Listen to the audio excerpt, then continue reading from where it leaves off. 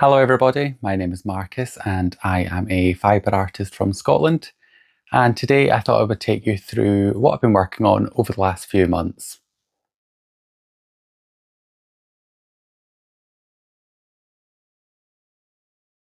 So today I am trying out a new clip-on microphone situation, so I'm hoping this is an improvement on the sound quality, but if it is still terrible, please let me know and I will cast this into the fire where it shall never be seen again. But in my testing, it's been okay and it's been easy to use, which is my favourite feature. We don't like complex round here.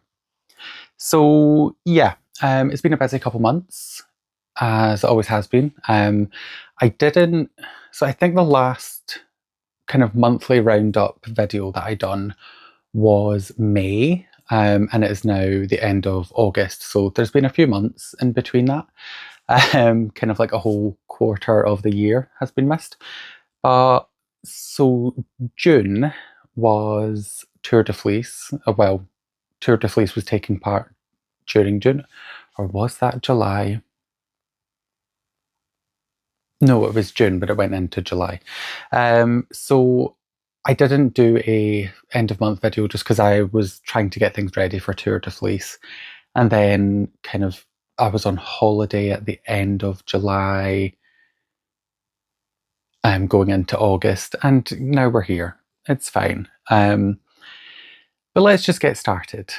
So as I mentioned, Tour de Fleece was was happening throughout June. And I did some spinning. So I set out a goal as part of Tour de Fleece was to do a sweater spin, i.e. to spin a sweater's quantity of yarn, not with a particular pattern in mind, but just an idea that I've had brewing in my head for a few months, and needed to get out of that head and into my yarn stash. So this is the yarn that I spun for Tour de Fleece, for my sweater spin. It is a mix of a whole host of fibres that I will go through. I've got notes, but it is pretty wacky. So as you can see, if this would focus, that's a bit better. There is some locks running throughout this, which obviously gives this kind of crazy texture, but it looks like a lot, but there really isn't that much going through. The bulk of this is just yarn, like, you know, just a standard yarn without the effect. So I think when it knits up, I don't think it's going to look as crazy as it does in the skein. I love it, how it looks in a skein, but I don't think it's going to be unwearable, because when it knits, I am going to lose some of this texture by knitting it, and I'm okay with that. That's been a part of the plan. But I did actually spin up a skein without the locks, so you can see the colour and the texture, what I'm dealing with, a little bit better there. So as I said, there is a bit of everything in this fibre blend, but yeah. So I carded all of these fibres together myself, and I dyed some of it. I dyed the locks and I dyed some of the wool that is just throughout the rest of the yarn. But the breakdown, as I said, I have notes, relatively extensive. I like data, despite not doing numbers. So in total, I spun 678 grams of this yarn, which is 1,433 meters, which is 1,567 yards. So the basic breakdown of fibre is that this is 76% wool, 16% recycled sari silk, and 8% bamboo. But for a more detailed break, because there's that 76% wool, there is a few different types of wool. So the full breakdown is 48.5% Jacob wool, 16% recycled sari silk, 15% Shetland wool, 8% bamboo, 7.5% Wensleydale long wool. That is the locks, they are the Wensleydale long wool. And 5% merino. So, as I said, these are destined to become a sweater at some point, probably not anytime soon. But I can't wait to see, I can't wait to do some swatching and see how this knits up so that I can decide what size of needle I'm going to use, and then I can kind of pick patterns from there. But with this kind of untextured skein, which is still pretty textured because of the recycled sari silk, my plan for this is to use this for the edging of like the neck cuff one. Neck cuff. I'm sure there's an actual word for that, but you know, the cuffs, the bit around the waist and around the neck, just so, you know, I don't think locks being in the, you know, the very, very collar, that's the word I'm looking for. I don't think having locks at the edge of the collar and the cuffs, I think that's going to make it look unstructured. So I can use this to at least start the collar, the cuffs, and the bottom cuff hem. What? You can tell I don't knit garments. I don't know. I don't know what the things are called. But yeah, so I think this will give like a clean edge to things and make it look a little bit less funky. But I am going for funky. Alongside that, I also spun up this yarn, which was some fibre that I bought at, it was the last Edinburgh Yarn Festival, which was in 2019. So this is bordering on vintage at this point. But this is from Undercover Otter. And it's a blend of hot pink, turquoise and grey. But having the grey throughout it, it kind of tones down the hot pink and the turquoise. And it does look kind of pastel, but the colours are vivid. I can't wait to see how this works up as well. I don't have any plans for this at all. And I don't know, whilst I say I took extensive notes, I don't know if I took extensive notes of this yarn. Oh no, I did. Not extensive. I can't remember the fibre breakdown. I think it is 83% Blueface Leicester and 13% merino. The bulk is definitely Blueface Leicester, and I think the secondary fibre is merino, but I'm not 100% sure. But this was, so this was 100 grams and it was 279 metres, 305 yards. So that places it in a kind of heavy 4-ply, light DK kind of weight, which gives me plenty of options to work with. It could be a hat, it could go in anything really. I spun it up at that weight just because that's kind of where I'm more likely to use yarn. Any thinner than that, and any thinner than that or any thicker than that, and I'm gonna kind of struggle to find things to make with it just because I don't use anything really heavier than DK or anything lighter than 4-ply generally.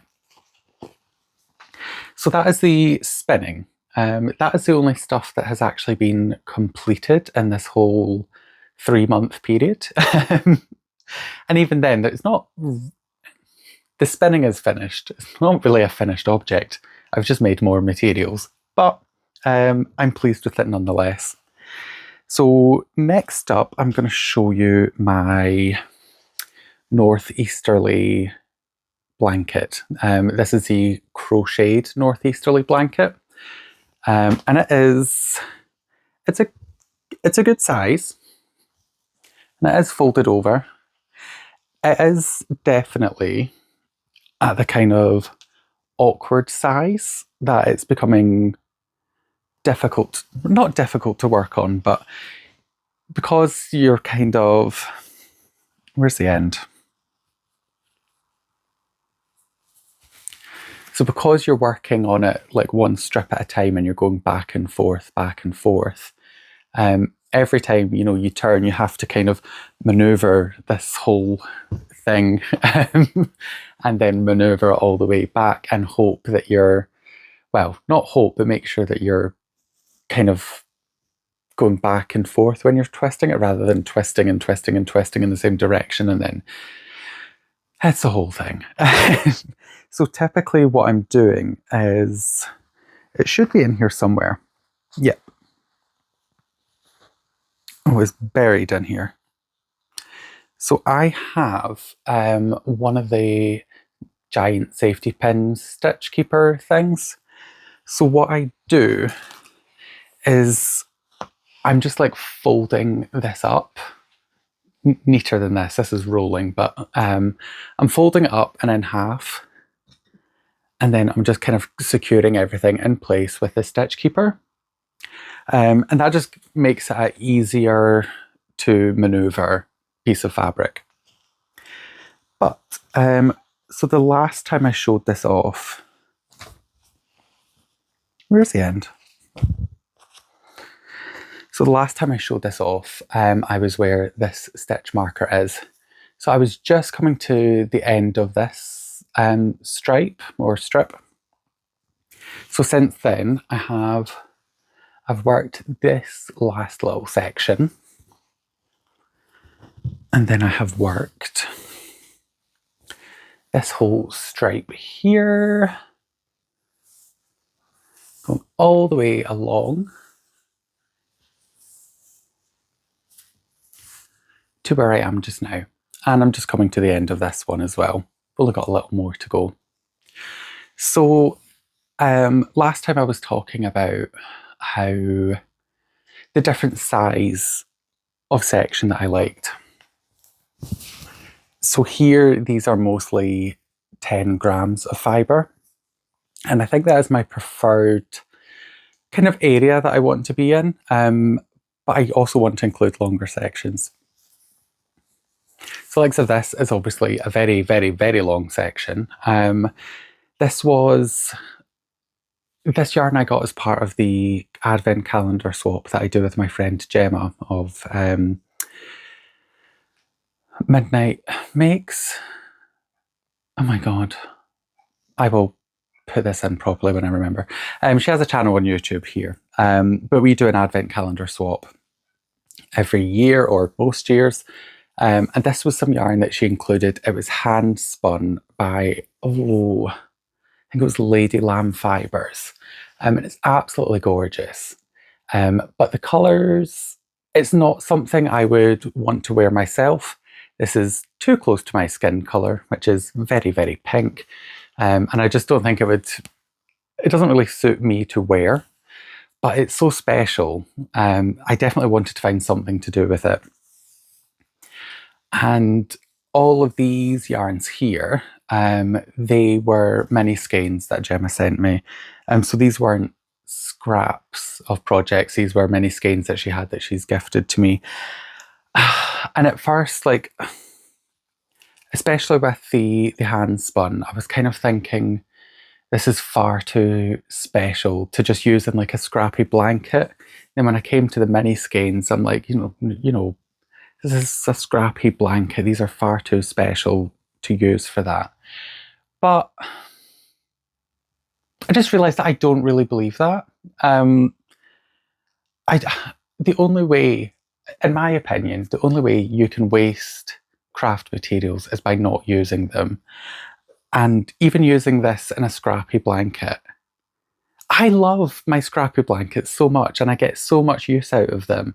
Why would I not use special yarn for it? Because all of the yarn, even though it is primarily scraps, that makes it all the more special to me because, you know, every single one of these yarns has a story. I might not know the story, but so, you know, this is one of my colourways, Goth Pride. My favourite socks I've ever knit was done in this colour. I've actually not been able to find them for a while. That's a problem. But yeah, you know, There's yarn in here from Gemma, there's yarn in here from my friend Eva, who is the director of the Scottish Yarn Festival. More on that later. So, you know, like there's so many, these are all treasures. You know, if it's projects I've worked on or projects that my friends have worked on and then sent me their scraps, every single yarn in here is an absolute treasure. So why would I not use the good stuff for this? It's just silly. And I don't know why I get trapped in that thought sometimes, because I really don't believe that you can waste craft supplies other than not using them. So that is my crocheted Northeasterly.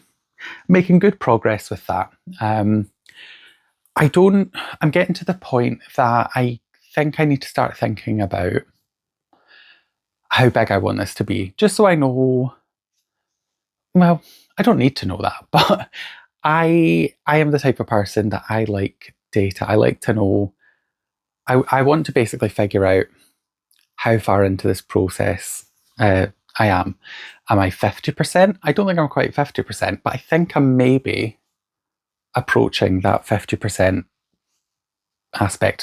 Am I maybe 35, 40? I don't know. I want to figure out, I need to measure how big it is just now and then think about how big I want it to be. And then I can go from there. I like data. So that is the crocheted Northeasterly. It all kind of goes downhill from here, if I'm honest. And there are some themes that run through the projects I'm going to show. So first up, this is the... this is a mess. So this is the Bubble Cardigan by Stephen West that I'm working on. It's on another one of these stitch keepers. Yeah, they do come in handy. It's actually upside down. There we go. So I've shown this off before. I was probably where I am right now with that. But I have actually ripped this full thing out several times and reknit it. And I didn't need to rip it out any single one of those times. Kept thinking I was doing something wrong. Couldn't figure out where I'd gone wrong. So I would just kind of go, I've not made a huge amount of progress. Let's just rip out and start again. And then I would kind of keep going and I'm like, I was doing it right all along. There was no need to rip this out. But I finished. So this is, do you know, I've not touched this for a while. This is like, for here, this is the, that's my right hand. So this is like the right front piece. And I have started the left front piece, but there's not much progress on it.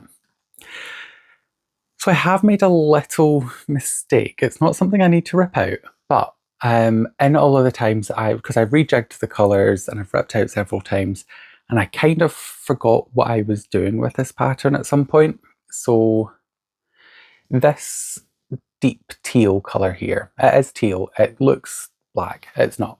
I have two skeins, not the exact same, but very close in colour. These were not intended to be a part of the stripes. These were intended to be this I-cord, and they were supposed to do the collar around the cardigan. I have forgotten that at some point, and I've started knitting this just into the project. And I really like it there, so I'm not inclined to change it and to rip back yet again and find a different yarn to replace it with. But that changes my plan for what I'm doing for the collar, because I will not have enough of this yarn to then do it with the collar also. So I need to plan what I'm doing with that, but I don't have to think about that immediately because I've got a little bit of work to do before I get that far. I have lost steam with this a little bit. I was very much excited. I was working on it all the time and ripping it out all the time. And I think this has been ripped out 4 times now. And it was after that 4th time I got this far. and I just needed a bit of a break from it, but I didn't intend it to be as long a break as it has been. So there's not much more to say about that, so I'll put that away for the time being, but I might mention it again later on. So, in the spirit of ripping things out, you may recall, if you have watched one of my videos previously, that I was working on a cardigan for my nephew. As you can see, it's pretty much finished. This is the bare hooded cardigan by MonPetitViolon. It basically, I just need to finish this sleeve and then do the hood and like a button band and stuff. It really is almost there, but I do not know how many times I have ripped this one out as well, because I wasn't happy with the gauge that I was working on. It was a little bit too open. It's denser now. I'm much happier with the fabric. I didn't think the size was going to fit. I then crocheted it all completely incorrectly. It's so close to being done, but I was making this for my nephew's first birthday, which was in June. It is now the end of August. And see, as soon as I realised I wasn't going to finish this in time for his birthday, I kind of went, I don't care anymore. And it's only, you know, now that I'm trying to record this video and I'm reviewing all of my works in progress, I'm like, how can I be this close to this being finished and drop it? That's ridiculous. So this is moving back up in the priority list, because if I wasn't busy this weekend, I could get this finished and posted on Monday. That's not going to happen because I'm going to be busy, but the option is there. So yeah, I'm not going to mention any more about that. Hopefully next time, hopefully next time I can't show you the finished object, because it'll be in the post and it'll be on my nephew. But I will take pictures before I send it. Because now that I see this again and I see how close I am to being finished, I'm very excited about it. So that kind of leads on to the next theme. So this is my Manakori Creations bag that I have had for hundreds of years at this point. It's just kind of my go-to small project bag, but this project has kind of surpassed small. So this was the granny square shirt that I was crocheting. You may have noticed that I'm using past tense. I have completely stopped working on this. So I have a good amount. I'm maybe halfway there with the amount of granny squares that I've got. There's still no plan on how I'm going to put them together for a shirt. But the whole reason I was crocheting this was to wear whilst I was on holiday. I have been on holiday. I have been back for like a month. And again, very similar scenario to this cardigan. As soon as I realised I wasn't going to have this in time for my holiday, I completely lost interest in this, which is particularly silly because it's not as if I could only wear this on holiday. I would love to be able to wear this where I live, but totally lost steam with it. And now it's the end of August, but I really feel the weather changing. We've had a beautiful summer. The temperature is dropping. The rain is back. I don't really feel excited to have a crocheted shirt that I can wear. That feels like a very summery thing. I don't think it's going to be a part of my like autumn winter wardrobe. I still very much want the finished project, but the process of getting there, I'm not that excited about. So this is probably going to be the last time you see this for a while, because this is going onto the back burner. Hopefully not indefinitely, but yeah, I'm not excited for you anymore, so I'm not going to bully myself into working on it. So although there isn't a huge amount of projects here, a lot of them are very old, and I'm just feeling like I haven't finished anything in so long. And it's starting to feel a little bit overwhelming, even though there isn't a huge amount of stuff. It's just the age of the stuff that is making me feel a bit overwhelmed. I have been in a bit of a crafting slump for the past few months, which is contributing to the overwhelm. But I really need a win. Like I just need something that I can start and finish. So the logical solution to feeling overwhelmed by the works in progress that I have is to start new things. So living in my Calloch Chic Ellen bag, I have, you will not be surprised to learn that I have cast on some socks. So this is one of the, what's the name of the company? Everyone knows this company. Big British sock yarn company. Is the ball band in here? I cannot believe I've forgotten this. I will just add it in later on. It's one of their Christmas colourways and it is really, really sparkly and absolutely gorgeous. I believe that my friend Gemma gifted me this at some point.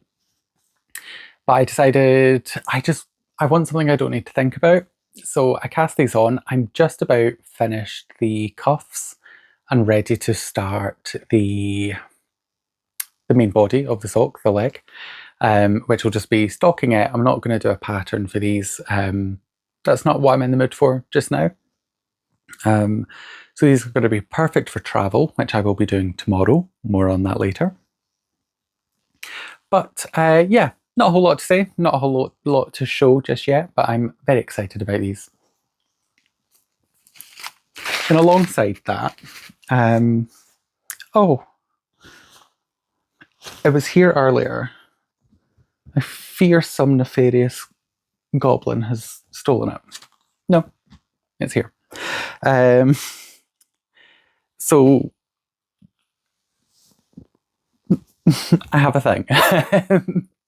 So this is just some old sock yarn. I believe I knit my partner socks out of this yarn. I have no idea what the yarn is, where I got it from, or where the socks I knit him are. But this is going to be a amigurumi octopus when it grows up. There was no real reason behind this. I used to crochet octopi all the time when I was younger. And for some reason I remembered that and just decided that's what I was going to do. Don't really remember the formula that I had to make them when I was younger, because I just used to make them up as I went along. This isn't looking exactly how I remember them, but I think it's going to be cute anyway. This is destined to become a gift for my nephew, if he ever receives it as a different matter. But I just wanted a quick win. So this is 4-ply yarn and I am using a 3mm hook. For 4-ply, if I'm doing amigurumi, I do prefer to use a 2.5mm hook, just because the fabric is a bit denser. This is a little bit too open for my liking. But it's fine. It's really minimal difference, and it's a difference that my nephew is not going to notice or care about. As I said, he is 1 year old. He's probably not going to be that picky about the gauge that I've crocheted toys for him. But yeah, not a whole lot to show. I will be embroidering, well, I'll be putting a face on this somehow. I haven't decided the specifics yet. Right now, the stage he's at, he's very excited about anything with a face on it. Faces make him laugh. They just bring so much joy. So I really want to, the body and the legs I'm excited to do, but I want to put a good face on this for him to really enjoy it, just because that's what he's into just now, and it sounds fun. I don't know if I will solidly embroider it, or if I'll maybe crochet and sew the different shapes on to do like the eyes and the mouth, but again, hopefully by the next time I do a project update video, I will not have this to show you. It will be with my nephew and I will have pictures of the finished project. But we'll see. So that is all of the works in progress that I have to show, I think. I think that's correct. But I do have some other little bits and pieces. So as I mentioned, I was on holiday. And as part of my holiday, I was in Greece and got to meet up with two friends that I've had for years, who are crafters. And they decided to share some gifts with me. So one of my friends that I was meeting up was the creator behind Manakori Creations, the wonderful person who created this bag. And she gifted me another bag.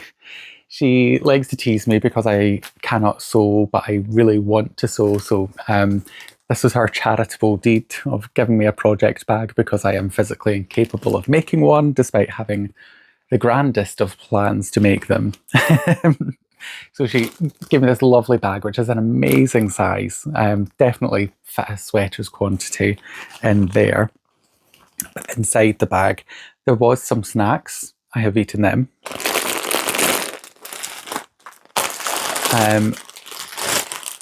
So, this has all got a bit crumpled. There we go. So she gave me these Rolags that she had made herself, which are all, I can't remember it's here. So there is Jacob wool, Corriedale and Merino. So the Jacob wool, I believe is at least some of the rainbow colours that are in there. I don't know about all, but some of the rainbow colours in there are definitely from the Jacob, which is actually wool that I dyed up a few years ago. And Eleni used in some of her spinning that she done during Tour de Fleece. And she really kindly gifted me these. But what was especially funny was I took some of my self-striping to gift to Eleni. But the self-striping I took was the Goth Pride colourway, which is black and rainbow stripes. We were obviously on the same page about some things. But yeah, I don't have much experience spinning with Rolags. I've only done it once, and it was one of those ones that I was like, why have I been spinning all these years and not using Rolags? These are so much fun. But I've never really done anything about that. So I'm really excited to get spinning these. And the other spinning project that I'd done with Rolags was actually a grey rainbow, like a grainbow set. So this is actually kind of on theme, and I can see the hat. Bear with me.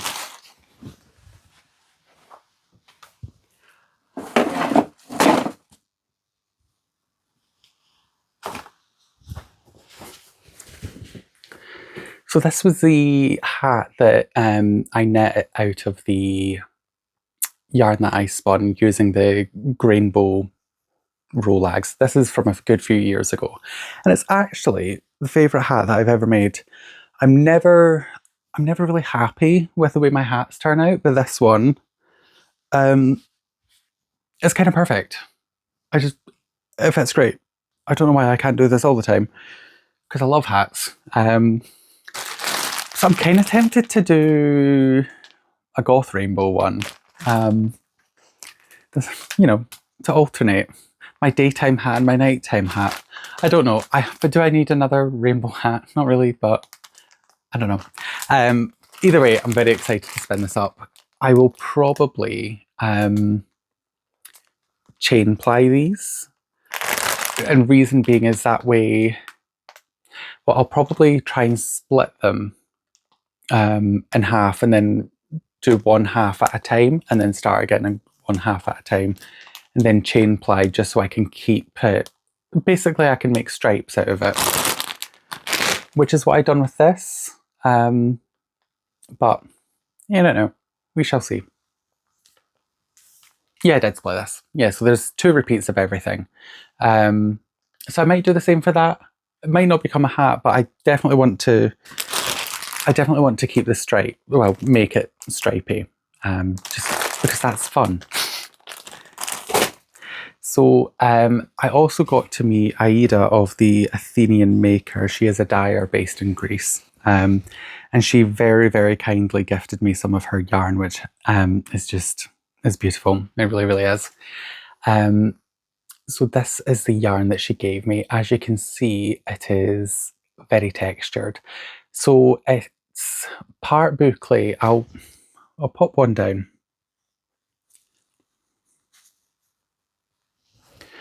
So you have sections where it is just like a kind of lace weight maybe, but then you've got sections where it is this gorgeous boucle texture, and I cannot wait to work with this just to see how that works up. I don't know if I want to knit with this or weave with it. I think it would look great with both, but Aida dyed these herself. They are, this light is maybe a little bit too harsh. That's a bit better. So they're like a tonal blue. They were dyed with indigo. Yeah, dyed with indigo, and they are both 100% organic cotton. And yeah, the texture is just brilliant. And I cannot wait to see what that looks like when it's knit up or woven up. I think it would look great either way, but I might need to do some swatching just so I can play about with it. But yeah, I mean, because I've got these two skeins, it's a good amount of yarn that like I can really do something with that. Yeah, I don't know. I need to find something special to do with these because they really are just gorgeous. So good. So that is all of the stuff I have to show you today. Tomorrow is Friday the 29th of August. Yes, 29th of August. Tomorrow is the Saturday the 30th of August, which is also the start of the Scottish Yarn Festival, which I am going to be going to tomorrow. I'm not vending, I'm just going as a visitor, and I'm very excited. I haven't actually been for a couple years just because my life has been a little bit chaotic the past few years, but as things are starting to settle, I can actually go out in the world and enjoy myself again, and I'm really looking forward to it. I don't have any plans particularly, like I'm not really looking out for any particular products. I don't really go to festivals with things in mind. I am very much an impulse buyer. I see things, I like them, and I take them away with me. But I was thinking, because I'm having to change my plans surrounding what I'm doing for the collar for the bubble cardigan, I might try and look out for some yarn that I think would complement this. I don't really know what colour I would be looking for, just because there's kind of a lot going in, but it is grey based, and there is there's a few different shades of green in there as well. So I don't know. I might take this along with me just so I can, you know, try different things on and see how I feel about them. I mean, I do kind of think that a teal would be great. I mean, this is a very dark teal. I could potentially go for a lighter teal, and it would still be different from this, but it would complement quite nicely. That might be an option. We'll see. I'm not going to plan things too much because it's good to be organised, but I very much enjoy just being impulsive when I go to yarn festivals and just get caught in the excitement of the yarn fumes and just take home what calls out to me. This feels a bit silly. I'm going to be keeping an eye out for fibre. I feel like I don't do enough spinning. I do still have 10 alpaca fleeces in my studio that I should deal with, but There's a lot of work involved in processing that before it's ready to spin, and I just kind of want some fun stuff to spin. Obviously, I have the Rolex from Eleni, but I'll be keeping an eye out for that. But apart from that, I'm just going to go with the flow and just see who calls out to me. But I am planning on filming my adventure tomorrow, and I'll share that with you, and I'll also share who came home with me. But thank you very much for watching. I hope you've enjoyed this late edition. Now that the summer's over, I think things are going to calm down a little bit for me. I'm hoping to get more making time.